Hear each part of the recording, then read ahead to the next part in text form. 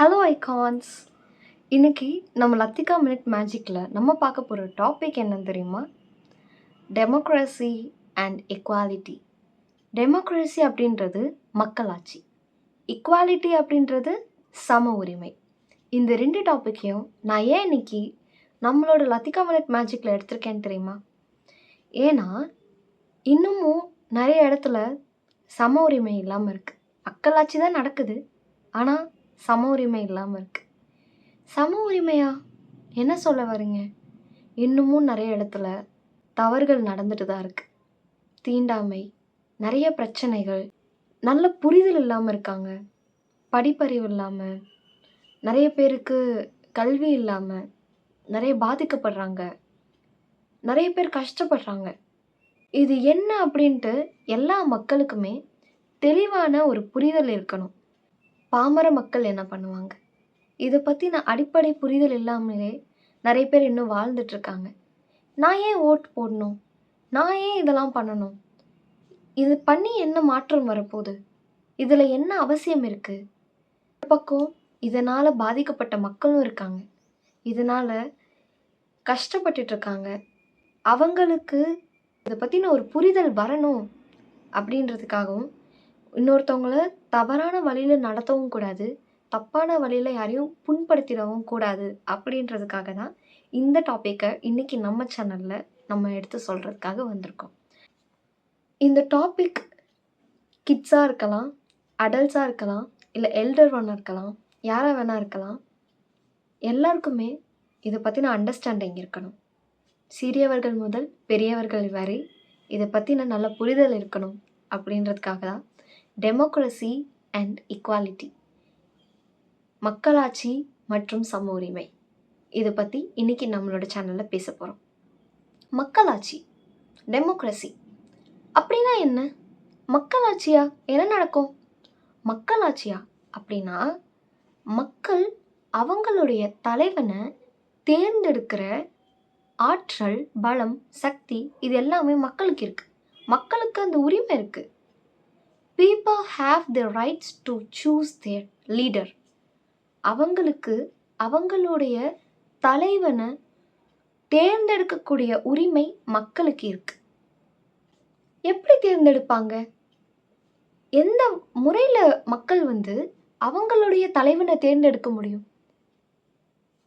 Election, தேர்தல். தேர்தல் மூலயமா தான் மக்கள் அவங்களுடைய தலைவர்களை தேர்ந்தெடுப்பாங்க. தேர்தலில் என்ன நடக்கும்? தேர்தலில் மக்கள் எல்லாரையும் ஒன்று கூட வச்சு அவங்க தேர்ந்தெடுக்க வேண்டிய, அவங்க நம்புகிற ஒருத்தரை, தங்களுக்காக இறங்கி வேலை செய்கிற ஒருத்தரை தேர்ந்தெடுப்பாங்க. அப்படி தேர்ந்தெடுக்கிறதுக்கு அவங்க போடக்கூடிய ஒரு விஷயந்தான் ஓட்டு. ஓட்டா? ஓட்னா என்ன? ஓட்னா என்னன்னா, இப்போ தலைவர் காமராஜரை எடுத்துக்கோங்க. அவர் ஒரு எலெக்ஷனில் நிற்கிறாங்க, ஒரு தேர்தலில் நிற்கிறாங்க. அவங்க நிற்கும் போது அவங்களுடைய நல பண்புகள், மக்களுக்காக அவங்க பண்ண விஷயம் என்ன, மக்களுக்காக அவங்க பண்ண சேவை என்ன, இதெல்லாம் வச்சு தான் அவங்களுக்கு ஓட்டுன்னு ஒன்று போடுவாங்க. அவங்க மக்களுக்காக என்ன பணி புரிஞ்சாங்க, இதெல்லாம் வச்சு மக்கள் அவங்களுக்கு போடக்கூடிய ஒரு ஓட்டு. ஒரு ஓட்டு, ஒரு பர்சன், அவங்களுடைய ஒரு மதிப்பு, ஒரு வேல்யூ. அந்த ஒரு வேல்யூ இந்த சமூகத்தையே மாற்றும். இந்த சமூகத்தை ஏழ்மையிலிருந்து நல்ல நிலைக்கு கொண்டு வரும், ஒரு சமமான நிலைக்கு கொண்டு வரும். இந்த டெமோக்ரஸியில் every people has the right to put their votes. எல்லா மக்களுக்கும் அவங்களோட ஓட்டை போடுறதுக்கான உரிமை இருக்குது. Government should work for the people. அரசாங்கம் மக்களுக்காக வேலை செய்யணும். எலெக்ஷன்ஸ் ஃப்ரீ அண்ட் ஃபேராக இருக்கணும். அதாவது தேர்தல் நியாயமானதாகவும் சுதந்திரமானதாகவும் இருக்கணும். சுதந்திரம்னா எல்லாருக்கும் ஓட்டு போடுற உரிமை இருக்குங்க. எல்லாருமே ஓட்டு போடலாம், எந்த ஒரு பாகுபாடுமே கிடையாது. நான் ரெண்டாவதாக சொன்ன விஷயம் இக்வாலிட்டி. இக்வாலிட்டினா என்ன? சம உரிமை. சம உரிமை அப்படின்னா எல்லாரையும் சமமாக நடத்துறது. Treating everybody as equal and same. எல்லாரையும் சமமாக நடத்தலாம். எப்படி நடத்துறது? அப்படின்னா டிஸ்கிரிமினேஷனே இருக்கக்கூடாது. டிஸ்கிரிமினேஷன் அப்படின்னா என்ன? பாகுபாடு. பாகுபாடா? அப்படின்னா என்ன? எதை வச்சு ஒருத்தவங்கள பாகுபாடு படுத்துவாங்க? ஒருத்தவங்கள பிரித்து பார்க்குறது, அதுதான் பாகுபாடு. எதை வச்சு பிரித்து பார்ப்பாங்க? என்ன கைண்ட் ஆஃப் டிஃப்ரென்சஸ்? இதில் 4 வகையான டிஃப்ரென்சஸ் இருக்குங்க. ஃபர்ஸ்ட் திங் ரிலிஜியன், மதம். இரண்டாவது கேஸ்ட் டிஸ்கிரிமினேஷன், சாதி பாகுபாடு. மூணாவது ஜெண்டர் டிஸ்கிரிமினேஷன், பாலின பாகுபாடு. நாலாவது ரிச் அண்ட் புவர், பணக்காரங்களாக இருந்தாலும் சரி ஏழையாக இருந்தாலும் சரி சம உரிமை இருக்கணும். இந்த மாதிரி 4 வகையான பாகுபாடு இருக்குது. இந்த எந்த பாகுபாடும் இன்றி செயல்படுவது தான் ஈக்குவாலிட்டி. யாராக வேணா இருக்கட்டும்ங்க, அவங்க பணக்காரங்களாக இருக்கலாம், அவங்க ஏழையாக இருக்கலாம். இவங்களுக்கு என்ன உரிமை இருக்கோ அதே உரிமை இவங்களுக்கும் இருக்குது. இவங்க எந்த சாதியாக இருக்கலாம், எந்த மதமாக இருக்கலாம், எந்த பாலினமாக இருக்கலாம். அவங்க யாராக இருந்தாலும் மக்கள், ஒரு குடிமகன். எல்லாருக்குமே சம உரிமை உண்டு. எல்லாருக்குமே எல்லா வாய்ப்புகளும் கிடைக்கணும், எல்லா ஆப்பர்ச்சுனிட்டிஸும் இருக்கணும். ஓகே லத்திகா, நீங்கள் ஈக்குவாலிட்டினா என்னன்னு சொன்னீங்க, டெமோக்ரஸினா என்னன்னு சொன்னீங்க. இந்தியாவில் ஈக்குவாலிட்டினா என்ன? ஈக்குவாலிட்டி இன் இந்தியா, அதுக்கு தான் நம்ம இந்தியாவிலே இந்தியன் கான்ஸ்டிடியூஷன் அப்படின்னு ஒன்று உருவாக்கியிருக்காங்க. இந்தியன் கான்ஸ்டிடியூஷன்னா என்ன? இந்திய அரசாங்க அமைப்பு. இந்திய அரசாங்க அமைப்பா? ஆமாம், உயர்ந்த சட்ட அமைப்பு. உயர்ந்த சட்ட அமைப்பு. இவங்களை விட பெரிய சட்டம் எதுவுமே கிடையாதுங்க. இவங்களோட பார்வையில், அதாவது சட்டத்தின் பார்வையில் எல்லாருமே சமம் தான் அப்படின்னு நான் சொல்லலை, இந்திய அரசாங்க அமைப்பே சொல்கிறாங்க. ரைட் ஃபார் எஜுகேஷன், எல்லாருக்குமே கல்வி அறிவு இருக்கணும். அவங்க எல்லாருமே, எல்லா பாமர மக்களாக இருக்கலாம், யாராக வேணா இருக்கலாங்க. மக்கள் யாராக இருந்தாலுமே அவங்களுக்கு கல்வி அறிவு இருக்கணும். அவங்க எல்லாருக்குமே வேலை வாய்ப்புகள் இருக்கணும். இப்படி தான் ஒரு சமுதாயம் இயங்கணும். சமுதாயம்னா சொசைட்டி. இப்படி தான் ஒரு சமுதாயம் இயங்கணும். ஃபுல்லாக எக்ஸ்ப்ளனேஷன் கொடுக்குறாங்க. சமுதாயம் சொசைட்டினா யாருக்குமே தெரியாதா? தெரியாமலே இருக்காங்க. டெமோக்ரஸினா என்னன்னு தெரியாமல் இருக்காங்க. அவங்களோட உரிமை என்னன்னு தெரியாமல் இருக்காங்க. அவங்களுக்கு என்னென்ன பாகுபாடு நடக்குதுன்னு தெரியாமல் இருக்காங்க. ரைட்ஸ், எல்லாருக்குமே ஈக்குவல் ரைட்ஸ் உண்டு. இது எல்லாருமே தெரிஞ்சுக்க வேண்டிய விஷயம். ஓகே லத்திகா, இதை பற்றி சொன்னீங்க. இன்ஈக்வாலிட்டி, இதை பற்றி தெரிஞ்சுக்கலாமா? இன்ஈக்வாலிட்டியா அப்படின்னா என்ன? இன்ஈக்வாலிட்டினா சமமாக நடத்தப்படவில்லை. சமமாக நடத்தப்படவில்லையா? எந்த விஷயத்தில்? எதை வச்சு சமமாக நடத்தப்படலை?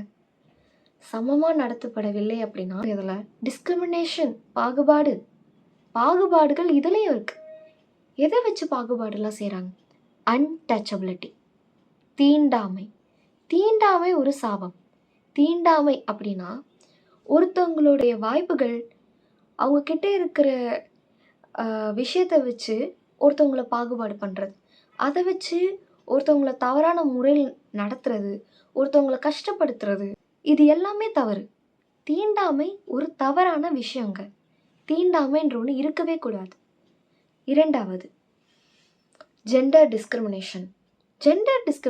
இன்னும் எத்தனை காலத்துக்கு இதுக்காக போராட போகிறோம்? மென் உமன். இங்கே பாருங்கள், யாரும் யாருக்கும் குறைச்சவங்க கிடையாது. யாரும் யாருக்கும் மேலேயும் கிடையாது, யாரும் யாருக்கும் கீழேயும் கிடையாது. எல்லாருமே சமம் தான். ஜெண்டரை பொறுத்த வரைக்கும் ஆண் பெண், மென் உமன், இவங்க 2 பேருக்குமே இருக்கிற ஆப்பர்ச்சுனிட்டிஸ் ஈக்குவலாக இருக்கணும். கிடைக்கிற வாய்ப்புகள் ஈக்குவலாக இருக்கணும். நீங்கள் படித்தா அவங்களும் படிக்கணும், நீங்கள் வேலைக்கு போனால் அவங்களும் வேலைக்கு போகணும். இந்த ஆப்பர்ச்சுனிட்டியை தான் அவங்க ஜெண்டர் டிஸ்கிரிமினேஷன்னு சொல்ல வராங்க. பாலின பாகுபாடு, அவங்களுடைய பிரிவினத்தை வச்சு அவங்கள பாகுபாடு செய்கிறது. இவங்கக்கிட்ட இருக்க பேசிக் ஸ்கில் வச்சு இவங்க டிஸ்கிரிமினேட் பண்ணுறது.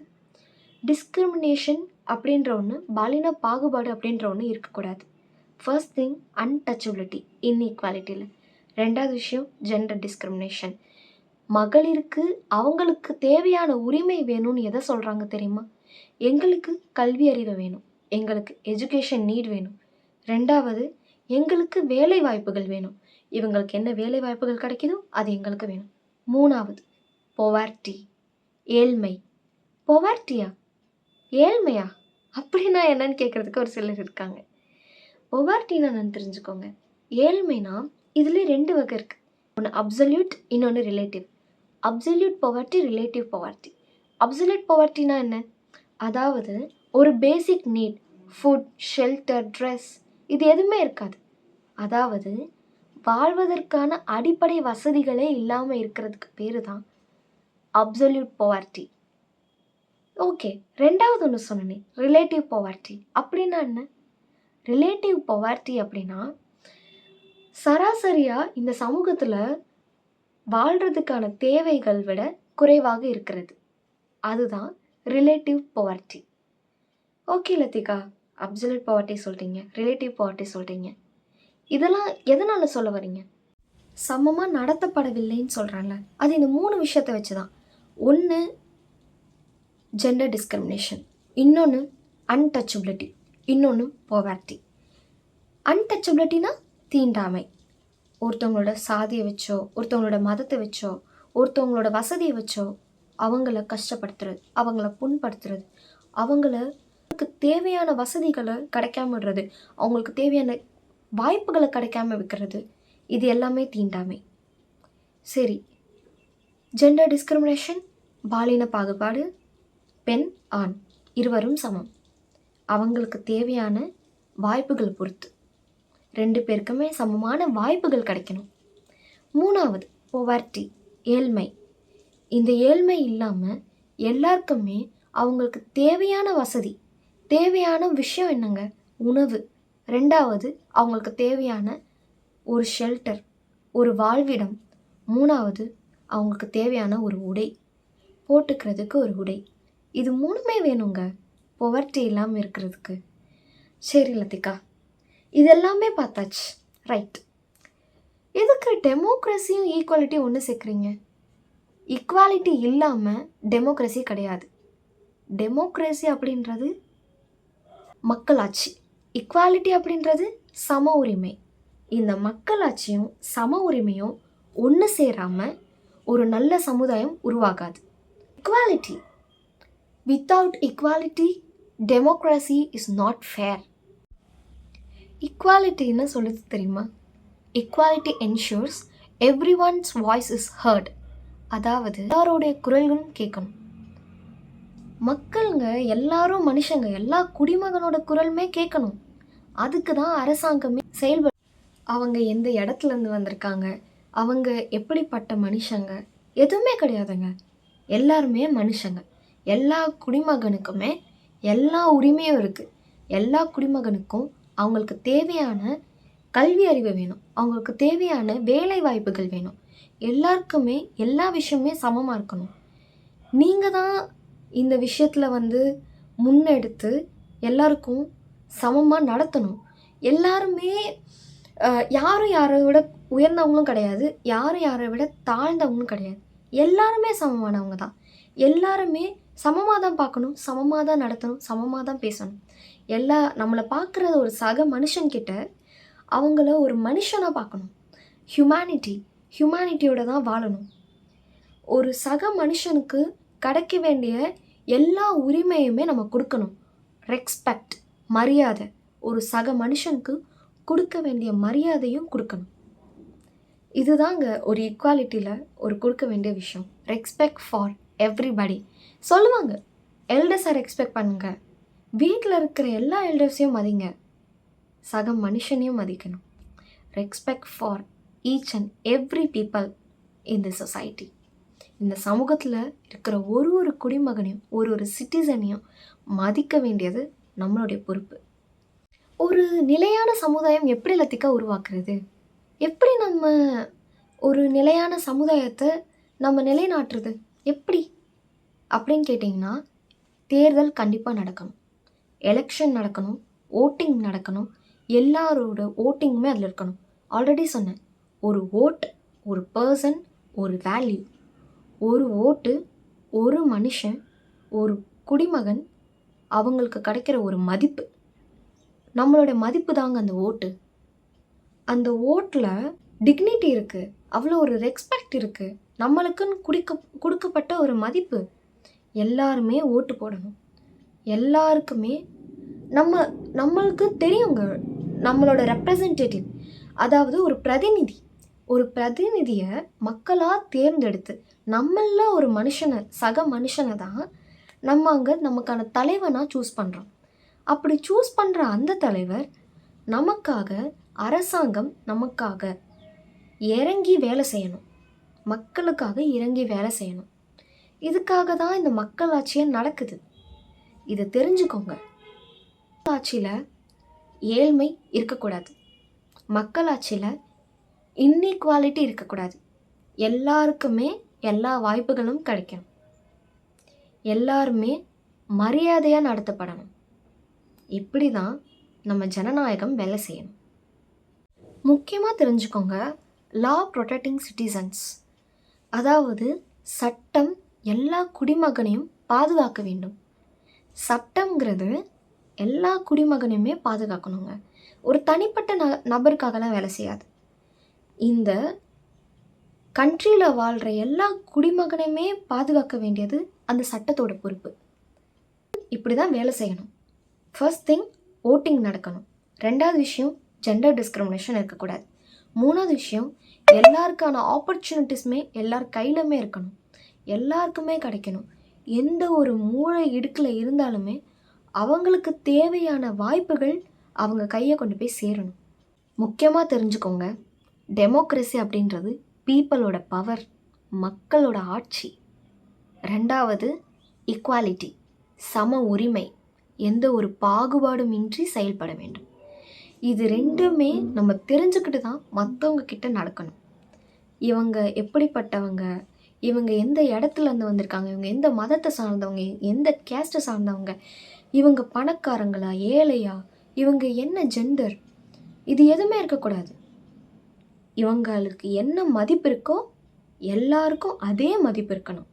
எல்லாரையும் ஒரே வகையில் மதிக்கணும், எல்லாரையும் ஒரே வகையில் நடத்தணும், எல்லாருக்கும் ஒரே வகையான சலுகைகளும் எல்லாருக்கும் ஒரே வகையான ஆப்பர்ச்சுனிட்டிஸும் இருக்கணும். சரி, இன்றைக்கி இருக்கிற இந்த சொசைட்டியில், இந்த ஈக்குவாலிட்டியில் என்னென்ன சேலஞ்சஸ் ஃபேஸ் பண்ணுறோம் தெரியுமா? பொவர்ட்டி தான் ஃபஸ்ட்டு நிற்கிது, ஏழ்மை. நம்ம சொல்லிக்கலாங்க, நிறைய பேர் இன்னும் வளர்ந்துட்டு தான் வராங்க, நம்ம நாடு டெவலப் ஆகிடுச்சு, நிறைய விஷயம் டெவலப் ஆகிடுச்சு. இல்லைங்க, இன்னும் நிறைய கிராமப்புறத்தில் இன்னும் நிறைய பேர் கஷ்டப்பட்டுட்டு தான் இருக்கிறாங்க. அவங்களுக்கான ரைட் இல்லாமல், அவங்களுக்கு தேவைப்படுற அடிப்படை வசதி இல்லாமல் நிறைய பேர் கஷ்டப்பட்டுட்ருக்காங்க. அவங்களுக்கான ஸ்கீம்ஸ் அரசாங்கம் கொண்டு வந்துட்டு தான் இருக்காங்க. அவங்களுக்கான லாஸ் அண்ட் ஸ்கீம்ஸ் அரசாங்கம் கொண்டு வந்து டெவலப் பண்ணுறதுக்கு நிறைய விஷயம் முன்னெடுத்துட்டு தான் இருக்காங்க. ஆனால் மக்களான நாம் ஒருத்தருமே அந்த ஸ்கீம்ஸை யூஸ் பண்ணிக்கணும், ஒருத்தருமே அந்த லாஸை யூஸ் பண்ணிக்கணும்.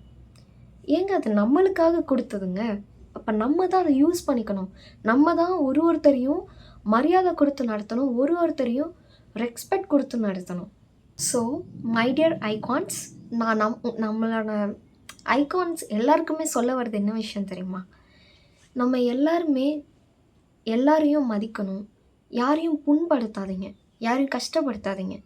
ஏன்னா ஆல்ரெடி அவங்களோட வாழ்க்கையில் நிறைய கஷ்டங்களை தான் பார்த்துட்டு வராங்க. அப்படி இருக்கும்போது நம்மளால் முடிஞ்ச அளவுக்கு நம்மளை சுற்றி இருக்கிறவங்கள சந்தோஷமாக வச்சுக்கணும். நம்மளால் முடிஞ்ச அளவுக்கு, அது சுற்றி இருக்கிறவங்கன்னா மக்களை மட்டும்தானே, நம்ம பார்க்குறவங்கள மட்டும்தானே, நம்ம வெளியில் போய் பழகிறவங்கள கிடையாது. நம்ம வீட்டில் இருக்கிற அம்மா, அப்பா, தங்கை எல்லாருமே சந்தோஷமாக வச்சுக்கணும். அவங்கள சந்தோஷமாக வச்சுக்கணும் அப்படின்னா என்ன? நம்ம அவங்களுக்காக ஒரு வசதியை கொடுக்குறதா, ஒரு பொருளை கொடுக்குறதா, காசு சம்பாதிச்சு கொடுக்குறதா, அது இல்லை. அவங்க நம்ம கூட இருக்கும்போது நம்மளோட ப்ரெசன்ஸ் அவங்க உணரணும். நம்மளோட ஹாப்பினஸில் பாதி அவங்களுக்கும் கொடுக்கணும். ஹாப்பினஸ் அப்படின்றது நமக்கு மட்டும் கிடையாது. ஹாப்பினஸ்ன்றது நம்மளை சார்ந்திருக்க நம்ம குடும்பத்தினருக்கும் இருக்குது. இங்கே எல்லாருக்குமே மரியாதை கொடுக்கணும், எல்லாருமே சமமாக நடத்தணும். மக்கள் ஆட்சி நடக்கணும் அப்படின்னு நினச்சோன்னா, சம உரிமையோடு நடக்கணும்னு நினச்சோன்னா, ஒரு நல்ல பிரதிநிதியை தேர்ந்தெடுக்கணும், அவங்களுக்கு நம்ம ஓட்டு போடணும். இது எல்லாமே ஒரு தேர்தலில் தான் நடக்குது. உங்களோட ஓட்டு போட மறக்கவே மறக்காதீங்க. இன்றைக்கி என்னோடய டாபிக் மூலயமா, இந்த டெமோக்ரஸி அண்ட் ஈக்குவாலிட்டின்ற டாபிக் மூலயமா என்னால் உங்களுக்கு புரிய வைக்க முடிஞ்ச விஷயங்களை நான் புரிய வச்சுருக்கேன் நான் நம்புகிறேன். Bye icons. Happy to meet you again.